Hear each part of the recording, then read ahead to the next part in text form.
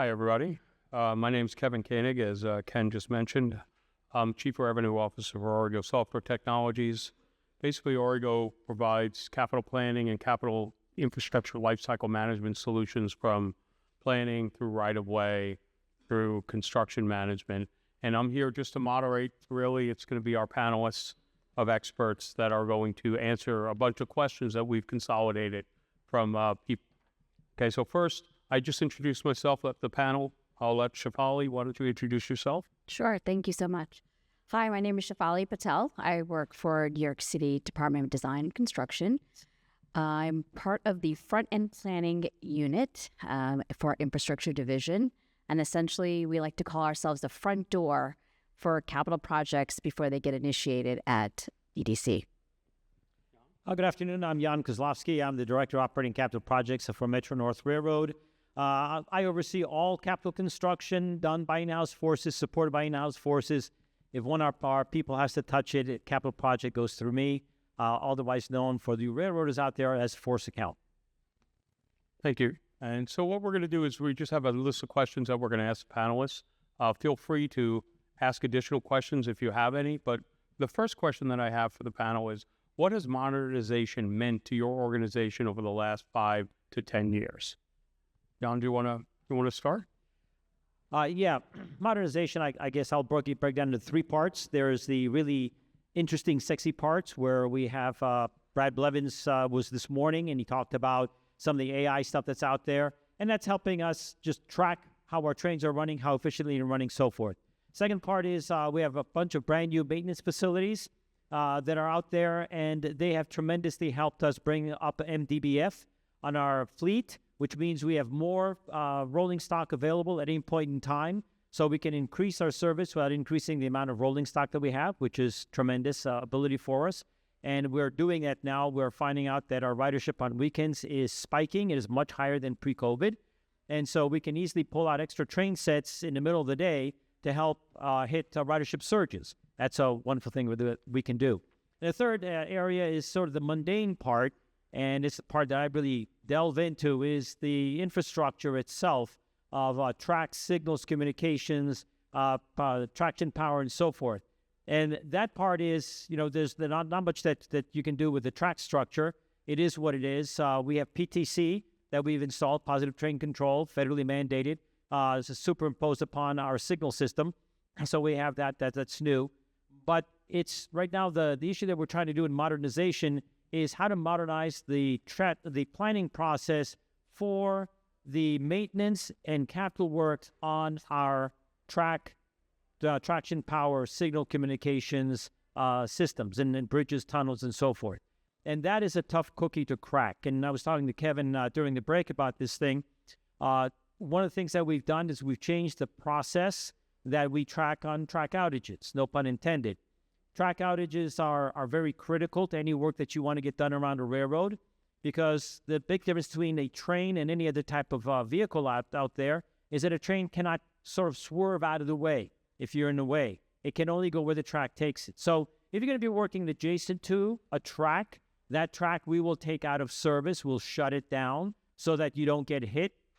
If you're going to be working on that track, we'll shut down not just that track, but the adjacent track or tracks, because there is only spacing about 18 inches between the side of a train and where you're working in that track. So you might be standing on a track, you think you're safe, you suddenly turn around, your arm swings out, you got hit by a train. So we will shut down all the tracks around that area to make sure everything is safe. So when you start doing that on a line like our New Haven line, which is the busiest single passenger line in all of North America, where during the rush hours, that's plural hours, we average 1 train every minute. We have a 4-track main line out there. If you take 1 track out of service, now each of the remaining 3 tracks is carrying 33% more traffic than it did before. If you're working on 1 track and we have to take a 2nd track out of service to keep you safe, now each track is carrying 100% more, meaning twice the traffic that it used to carry before. And you can see that the effects are bottlenecking extend in 20 miles in each direction of where you are working. So coming up with a process where we can predict what these track outages will be, we'll figure out how to modify our trains around those track outages, and how you can do your work the fastest is very, very critical to us. And that's what we're really, really working on now. Shefalee, would you like to add anything? For sure.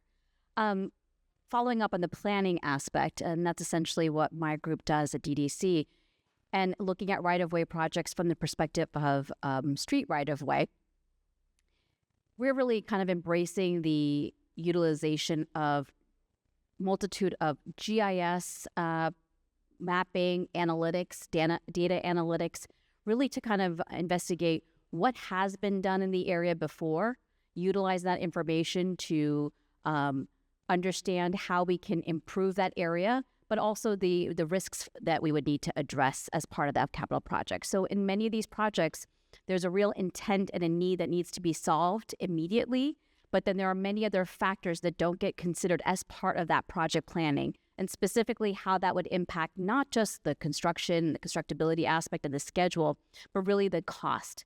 And these capital projects are all capitally funded. Funding is a big issue. And so when it comes to budgeting and making sure these projects are able to move forward, that is a key factor. But another key factor also, and again, utilizing data analytics and having a better understanding of incorporating that as part of the planning, is what other needs need to be addressed. And that's where we're starting to look at all the other resources that are available to us, and kind of playing on some of the other panels discussions that we had earlier about climate resiliency, is now incorporating climate resiliency into project planning. So that's sort of another level of planning tools that we're utilizing to evaluate our capital projects. Thank you. For our second question is, and this one I think we'll go to Shefalee first, is how has the public involvement in these projects changed? And how have you adapted to that? Yes, I would say the public involvement has changed. It has evolved. I think the public is becoming more knowledgeable of many of these aspects, and specifically how climate is impacting their neighborhood. There's been a big push from the city's initiatives, whether it's being supported by the Mayor's Office of Environmental Justice, on also now looking at communities and neighborhoods from an environmental justice perspective. So taking a look at climate impacts in specific neighborhoods, the added factor of environmental justice, but then also considering, other needs for that specific community. And I think building a good capital project should take all of that into consideration. So I know from DDC's perspective, there is a big community outreach that does happen as part of a project, whether it's during design or construction.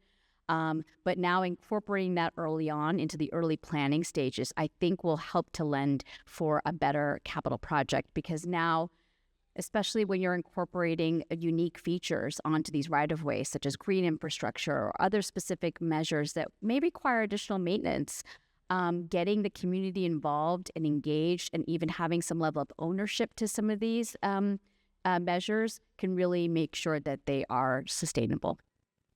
Thank you. Anything to add, Jan? I don't deal directly much with the public at large. I do deal with governmental agencies, and the one I'll keen on here is our interactions with the Connecticut DOT.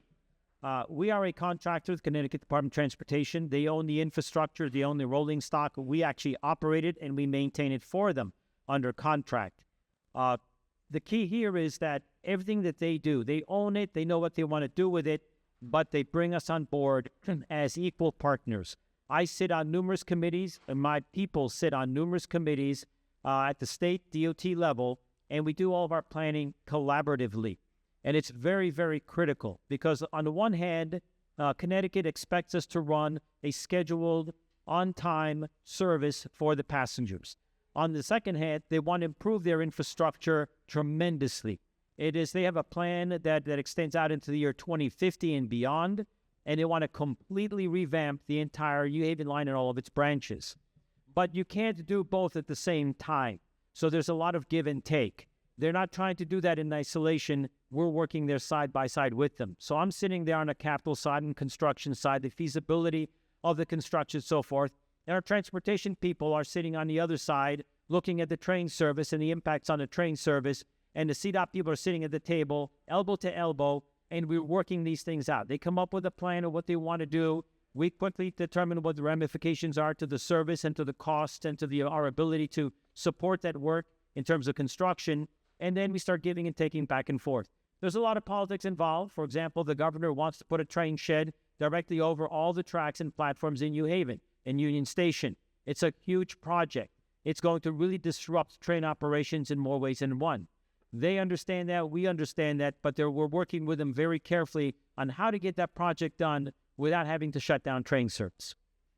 I'll only add one thing. It's actually an area where Aurigo focuses. We have many customers that are using technology to enable outreach, allowing people to get access to what capital projects are out there, when they're going to be built, how much money they're going to spend on them, and providing feedback electronically into organizations like yourselves, really democratizing that level of input. So we see that as a big industry change, just really making it ubiquitous access for anybody, not just the people who don't want the project, but for even people who support the project to easily provide feedback. Because there's an area that just has so much promise. But anyway, for the third question, how can innovative approaches be used to accelerate your planning and right-of-way processes? To either, whoever wants to speak first. You want Go ahead. Or next time I'll choose somebody. Yeah. What we're doing here is actually involves no technology whatsoever.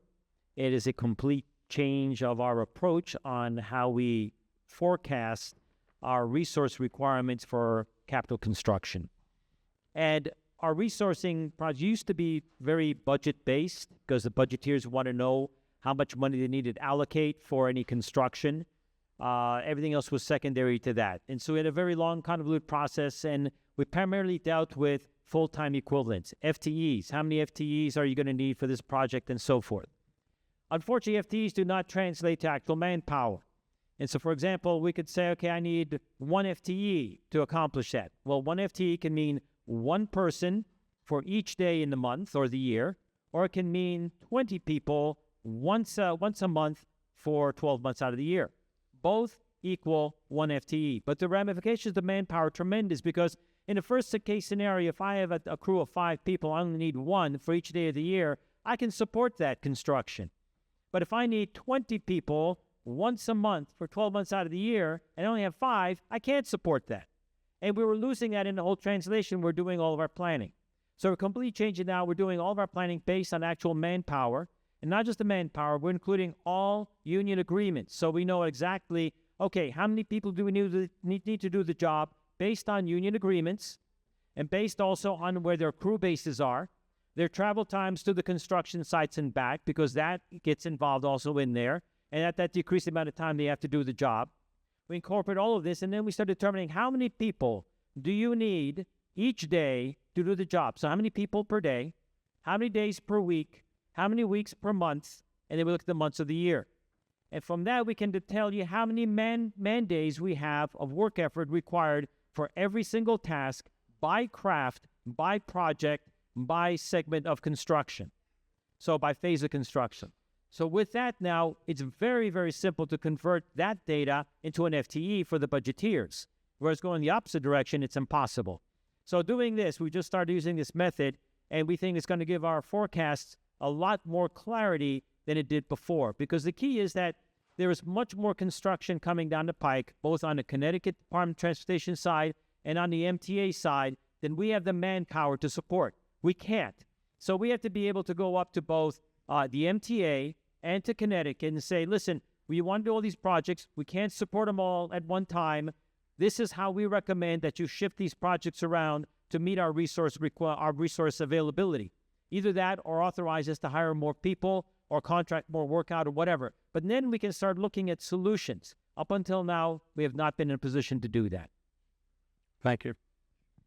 I would say for our right-of-way projects, essentially what we're doing is we're managing various assets that are within the right-of-way. And our sponsoring agencies that, come together to develop a particular capital project, they have their own methodologies and database to manage these assets through the life cycle. So I think in developing a good capital project specifically for right-of-way, a major improvement. I think we really need to look to some technology. We've heard about a lot today, maybe even like digital twin technology, but something in order to develop like a shared platform of this combined database and understanding of all the existing assets that are out there, where they are in their life cycle, and the need to make improvements to those particular assets. So in that case, it's like if we're going in to replace a particular infrastructure, whether it is existing or aging water main, we know that there are other assets that may need to be upgraded or updated based on age or other factors, but then other enhancements that can be done in combination to that. So in reality, I think it's just this utilizing what's already there, which is this plethora of information in various databases, but how can we create this joint database that we can utilize and effectively understand what needs to be done in the particular area from an immediate need versus a long-term need. And that can actually help us to look at, again, micro projects versus major projects. And really at the end of the day, to help improve our cost benefiting analysis and seeing what makes sense to do over time from a capital project. Thank you. Mm-hmm. All right. On our fourth question, how are you leveraging things like advanced analytics and data science to improve capital planning decisions? Shefalee, you had mentioned some of that before, so why don't you lead us off? Sure, yes. And I mean, at this point, we're utilizing our GIS database. Like I said, it has a multitude of information that's there. But beyond that, there's been a combination of utilizing what the city has already done and now advancing. I think we also heard folks from DEP earlier talking about their stormwater management plan, and they have now advanced into utilizing InfoWorks models. But going even beyond that, there have been many presentations that have shown how we can combine utilizing, I think it's called FloodNet or multiple other technologies and programs to actually show almost like real lifetime what would happen in this particular neighborhood under a particular event. And I'm thinking from a climate perspective, I'm thinking climate projections, I'm thinking what the impact would look like for this particular neighborhood. How can we foresee that? What would really happen? And then again, going back to assets, what are those assets that we really need to protect, whether we're talking on a building asset level, but also from a capital infrastructure perspective and making those improvements. One good example I can bring up is specifically that we have these limitations in the city where many of the areas are very low-lying. So when we talk about, sea level rise and the impact in flooding areas and flood-prone areas, these areas will be inundated first. How do we address that? Going about it the typical way would not necessarily work. So how can we model different methodologies and investigate different alternatives in an effective way? Those tools are out there. They're just not really being tapped into just yet. And I think that opportunity can really help to improve the overall planning and helping to address these kind of specific limitations that we have and utilizing a combination of current methodology and some innovative methodologies. I think as a follow-up, you mentioned lots of tools. There are a lot of tools out there.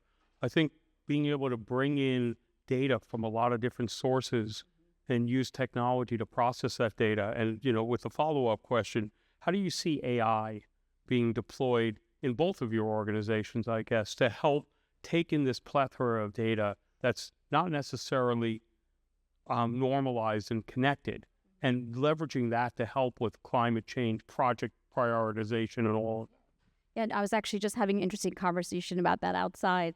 But I see it as a combination of a couple things. One, we saw earlier, even through Oracle, about schedule, right? Pulling all the data from a particular project and capital project and their needs and laying out a particular schedule right off the bat. But then also saying, is this even feasible? Is this even doable? And starting to kind of pull out those key areas where I would need to investigate more from a planning perspective. What would it really take to deliver this project in a short period of time? But then beyond that and beyond scheduling, what I really think is, again, utilizing AI to pull those critical bits of information. So if we're plugging in to say, okay, then the intent of this project is flood relief, let's just say. Well, now having all of this database of information, let's say there were 4 projects that have spanned over a course of 40 years in that particular neighborhood or area, pulling from all the data that we have, whether it's environmental assessment reports, boring reports, any other information that we have out there, and then utilizing AI to pull from all of that data to say, hey, we have high water table in this area, we have these certain soil conditions, this area was had this particular issue. But bringing all of that together to be able to get sort of like a quick snapshot of that particular area would really help in capital planning perspective. Con, would you like to add? Yeah, that's sort of where we gravitated to. Was first we started with enterprise asset management. We went out there, we've inventoried all of our infrastructure. It's plotted on GIS. We know the maintenance cycle, so forth. And then now we have the railroad industry has a lot of vendors out there who go out, they do track geometry assessments and other assessments. We ourselves purchased a very, very expensive track geometry vehicle, which is an extremely computerized piece of rolling stock. Goes on a track and tells you everything you ever want to know about it, didn't want to know about it. They generate per run about millions of data points out there, which are not possible for a human to be able to decipher. And where AI comes in is we're beginning to show, they'll go through there and using AI, show what you have to sort of teach the AI system as to what you're looking for. But as we teach it, it's beginning to pick up trends. As Shami was saying, picking up trends. This is there, this part of the track is not doing well. You need to focus in on this part over here. For example, we're seeing a weakness in the track structure over here. It's okay right now, but historically, this type of problem within a couple of months will degrade the track to this level. Now we know where to put our resources over there, or where we can sort of back off a little bit or not. So it's helping us take our limited resources and be able to portion them to where they need to be much better than we have in the past. The second thing is telematics on our equipment.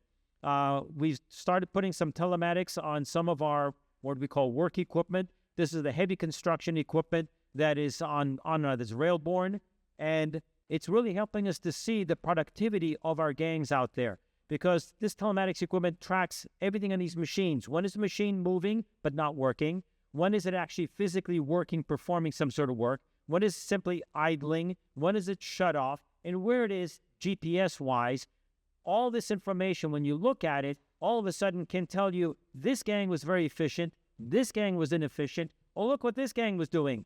They were trying to be efficient, but they failed. Or these guys, they did a lot better than they thought they did.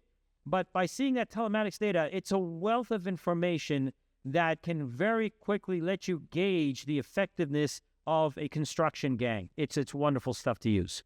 Thank you. I also, just related to what you were saying, Shefalee, is, especially in right-of-way where there's a lot of paper documentation, there's a ton of information. The ChatGPT, like large language models that can go and analyze that data and actually create real insights from 50, 60 documents in minutes that would take somebody weeks and weeks to do. I think that's an area from an industry perspective that's going to really explode and make that portion of the job tremendously easier. Agree. I always tell my team, there's a story behind this area. There's a story behind this project. What is that story? And it's in hundreds of pages of documentation, and it's very hard for a human to pull that out. So it's what AI is really made to do. I see that as being a major application for technology moving forward. Gregory, welcome. Thank you. Why don't you introduce yourself? I know you're a little late, but that's okay. Yeah, sorry for being late. My name is Greg Francese. I'm the transportation planner for the city of Hoboken, so just across the Hudson River, less than 5 miles away, but somehow took, an hour to get here. Transportation planner. So anyway, welcome. Thank you. So we're on to our fifth question is, can you talk to me about the evolving importance of cybersecurity in all of your programs and all of your technology, and how your organization needs to adapt to it, what role the business is playing, what role IT is playing, and stuff like that? And Gregory, since you're here, and why don't you start us? Well, I guess this is a timely question. So I, as a transportation planner, I'm not dealing directly with cybersecurity and IT, but we had just 2 weeks ago, under 2 weeks ago, we had a cyber attack in Hoboken, which took down a lot of our infrastructure, our online infrastructure, our website, and a lot of services for our residents. And so I think, as a small municipality with limited resources, we're often playing catch up, trying to figure out, what our needs are and how we can find a company that can meet those needs with cybersecurity. And I think, when our systems go down, it not only disrupts, our own operations, but also, residents' ability to get services. So like I said, I don't deal directly with cybersecurity, but, They affect your life. exactly. Yep. Anybody else would like to add to that? Yeah, and I think one of the biggest challenges to advancing into this platform of data sharing has been cybersecurity, right? There is a lot of secure information within our agencies, I guess a data portfolio, and having that sort of as an open database to be utilized, even if it is just between specific agencies, already is a challenge. And so I think even how we would create that level of security, there is a lot of dependency on the IT teams. And so I think in reality, it's like the first step would be having the agencies kind of come to a consensus on what that would look like across the board versus just per agency.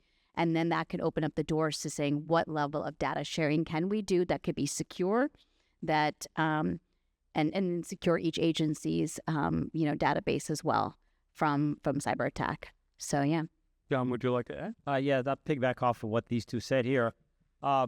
It's more a request. I'm also don't deal directly with cybersecurity. I am the victim of it. So at the MTA, we are a target. We know we are a target from terrorist networks. Our infrastructure, our railroads infrastructure has been found on terrorist notepads and laptops that have been captured by U.S. Intel. And so our IT is constantly putting out all these upgrades and other procedures that make it extremely difficult for us to do our job. There's 2-point authentication, they're going 3-point authentication, then they're going through these things where I have to go through about 15 different steps just to look at a particular document. It really hinders our ability to do business. So on the one hand, well, you understand the need for it, but on the other hand, don't be so safe to the point that your employees can't do the work. They need to do the work. So you got to find that happy balance in there. I can just tell you as a software vendor, we spend millions of dollars a year on cybersecurity because providing SaaS solutions, which is really the future, those SaaS solutions have to be highly secure. You have to be able to trust them. So the good news is that there's actually a lot of federal regulations that you can leverage, like FedRAMP and StateRAMP and all the other, security requirements. So it might sound like a plug, but choosing the right vendor that has that security infrastructure, I think, is a critical piece of the puzzle, to tell you the truth, especially in today's world. We get attacked all the time, every day, literally. And we don't have outages, but that's because we spend a lot of money on it. And let's see, we're on our last question today, and we have about a minute and a half left, so let me just ask that. What technologies have you adopted today to help you do your job? I think you've already talked a little bit about that, but if you were to boil it down to the single most important piece of technology that you're using today, and maybe even one step further, what do you think is the next step? What's next for you as you look through your technology journey to make your jobs more efficient and easier to do? And Greg, we'll start with you again because you just came, so we'll pick on you. Yeah, I think one thing as project planners, especially when we're interfacing with the public, we struggle with is being able to demonstrate what it is exactly the final product will look like. So I think we're looking at software or technology that will be able to render some kind of graphic or provide a realistic representation, maybe using some kind of virtual reality where our residents can see exactly what we're proposing. If we're proposing a street redesign, for instance, or we're doing underground infrastructure, because I think oftentimes residents are rightfully, skeptical of some of the proposals in our projects because they can't actually, see what they're doing, what we're proposing to do. So I would say, down the road when that technology, we've already started to use some of that, but I think, down the road, I think as things become more visual and it's easier to share things on social media, and more people, show up to meetings in a virtual way, I think it's going to be helpful in the future to have some kind of virtual reality that we can use as planners. I think that's absolutely, we see that also. I think, there are a lot of like preliminary engineering tools that allow you to build really good 3D models. They're not the final design, but allow you to visualize the end state and even the sequencing of it. So is that where you're headed? Yeah, I think it's kind of a step backwards a little bit. We used to build models of things, and now it's about building virtual models. So I think that's still where people are. Okay, and in the last 30 seconds, anybody else want to add? No, I absolutely agree. And I was mentioning that earlier today too, from getting a visualization of even like the flooding impacts or other impacts too. But really now, I actually been thinking about it. I would say would be to do the 3D underground. There has been discussions about that, but how we can even have some version of a 3D underground to understand the plethora of assets and underground structures that the city has, but to be able to use that from a right-of-way planning perspective. Great. Well, I think we're just about out of time. I just want to thank our three panelists for coming in. I'll just open it up to the audience. Does anybody have any, ad hoc question in the last minute and a half for the panel? If not, we'll just end a little bit early.